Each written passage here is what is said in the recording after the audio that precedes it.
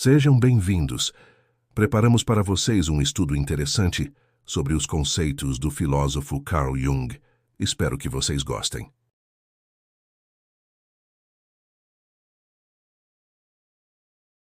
Olá! Hoje a gente vai mergulhar um pouco no universo do Carl Jung, sabe?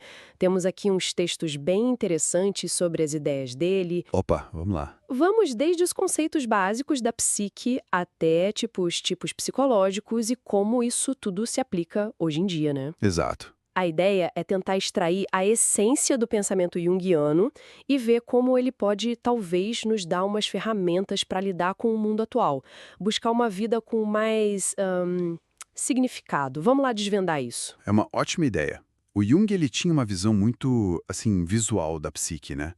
Como um iceberg. Ah, sim, clássico. Isso. A pontinha, o que a gente vê, é o consciente. Ali fica o eu, a nossa identidade do dia a dia. Certo. Mas a parte gigante, submersa, é o inconsciente. E ele dividiu, né? O pessoal, que são as nossas memórias esquecidas, experiências reprimidas, os nossos complexos, vamos dizer. Nossas bagagens, né? Exato. E o coletivo, que é uma camada mais funda, universal mesmo, compartilhada, é onde ficam os arquétipos, padrões de pensamento, imagens primordiais. Uhum. E o centro de tudo isso, o que organiza, é o self, o si mesmo. É a totalidade, a meta da nossa integração psíquica. É bom não confundir o eu, que é só o centro da consciência, com o self, que é tipo o todo, consciente e inconsciente juntos. Entendi. Quer dizer, o eu seria o capitão do navio, mas o self é o oceano inteiro com o navio e tudo. E falando nesses arquétipos, dois que sempre aparecem muito são a persona e a sombra. Como eles funcionam na prática, assim? Perfeito. A persona, bom, ela é a nossa interface com o mundo, sabe? Aquela máscara social que a gente usa para funcionar na sociedade.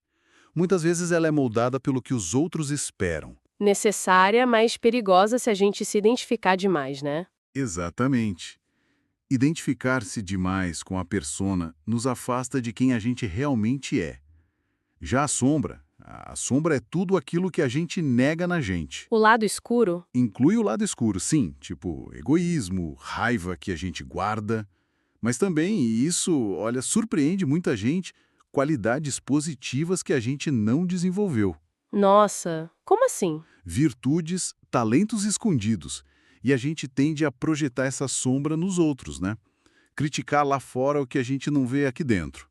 O autoconhecimento passa por reconhecer e integrar essa sombra. Como diz um texto citando Jung, conhecer-se a si mesmo é aceitar que somos luz e sombra. Aceitar essa dualidade é chave para viver de forma mais autêntica. Essa ideia de integrar o que a gente nega me parece ligada ao que os textos falam sobre curar a criança interior. Essa criança ferida seria tipo uma parte da sombra que a gente carrega? Pode ser sim. Feridas, traumas da infância que não foram resolvidos, sabe? Eles frequentemente aparecem como padrões que se repetem na vida adulta. Tipo, dificuldade em relacionamento, buscar aprovação o tempo todo. Exatamente. Autossabotagem. Jung falava como o trauma não curado prende a gente nesses ciclos. Então, conectar com essa criança interior, entender, acolher as dores dela é fundamental no processo de individuação. Individuação. Isso. Que é essa jornada para se tornar quem a gente é de verdade, integrando todas as partes da psique. Como ele disse, né? O privilégio de toda uma vida é chegar a ser quem você realmente é. Curar o passado libera a gente para viver o presente com mais interesse, assim. E além dessas dinâmicas internas, o Jung também mapeou umas diferenças básicas, né, na forma como as pessoas percebem o mundo e interagem. Os tipos psicológicos, certo? Como isso entra na história? Isso, ele observou duas atitudes assim fundamentais. Extroversão, que é quando a energia psíquica vai para o mundo externo. E introversão, quando ela se volta mais para o mundo interno. Uhum. E junto com isso, ele descreveu 4 funções básicas da psique. Pensamento e sentimento, que são funções de julgamento, mais racionais, digamos. Ok. E sensação e intuição, que são funções de percepção, mais irracionais. Cada pessoa desenvolve mais uma atitude e algumas funções. Mas o Jung sempre dizia que o inconsciente tenta equilibrar, compensando a orientação consciente. Ah, interessante. Entender seu tipo e o dos outros não é para rotular, claro, mas é uma ferramenta muito útil para melhorar a comunicação, entender por que certos conflitos surgem, sabe? Isso é usado até hoje em relações pessoais, profissionais. Faz todo sentido. E como essa jornada de individuação e entender os tipos se conecta com os problemas maiores que a gente enfrenta hoje? As fontes mencionam uma crise de sentido. Pois lá, Jung era bem crítico com a modernidade nesse ponto. Ele sentia que a gente perdeu o sentido mítico, sabe? Aquelas narrativas, os rituais que antigamente guiavam o desenvolvimento psíquico e davam um significado maior para a vida. O foco excessivo no racionalismo, no materialismo, no individualismo meio superficial, que é diferente da individuação, que busca a singularidade integrada, isso tudo criou um vazio, uma falta de propósito. E isso contribui para a ansiedade, depressão, polarização que a gente vê tanto por aí. E a gente fica buscando solução fora, né? Exato, buscando respostas rápidas, externas, quando a resposta para o Jung está no trabalho interno de integração. A individuação é um caminho para construir significado de dentro para fora, reconciliando nossos opostos internos, luz e sombra, masculino e feminino, consciente e inconsciente. É um processo parecido com o que ele via em tradições como o taoísmo, com a união do yin e yang. Essa ideia de unir opostos parece mesmo ser o coração do pensamento dele, então. E ele levou isso a ponto de explorar fenômenos como a sincronicidade? Exatamente.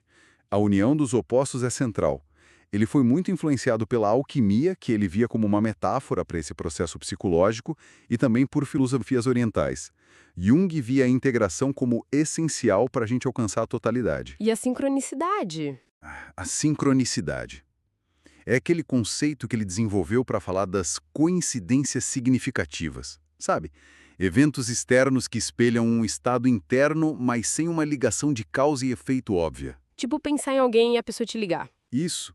Ou um sonho que se conecta com algo que acontece depois. Para ele, isso sugeriu uma conexão mais profunda entre a nossa psique e o mundo material. Um princípio de ordem que não é causal, que complementa a causalidade. Isso aponta para um universo mais interconectado e cheio de significado do que a visão puramente mecanicista permite ver. Então, para a gente amarrar a nossa conversa, parece que mergulhar em Jung é um convite para um autoconhecimento bem profundo, né? Reconhecer a nossa persona, encarar a nossa sombra, entender nosso tipo psicológico e embarcar nessa jornada de individuação para integrar tudo isso em direção ao self, a um sentido de totalidade. Precisamente. E é muito importante entender que essa jornada não é um ato de narcisismo, assim, de olhar só para si. Pelo contrário, quanto mais conscientes e integrados a gente se torna, menos a gente projeta nossas coisas nos outros, melhor a gente se relaciona. E contribui para um coletivo menos fragmentado, talvez. Exatamente. Menos conflituoso.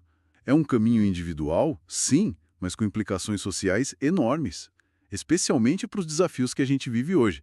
Aceitar nossa complexidade, luz e sombra, é um passo fundamental. Fica então a reflexão, né? Se grande parte dos conflitos que a gente vê no mundo são de alguma forma alimentados pela projeção das nossas sombras não reconhecidas, o que poderia mudar coletivamente se mais gente se dedicasse de verdade a esse processo interno de integração? Obrigado por assistir. Se gostou do vídeo, considere deixar seu like e se inscrever no canal.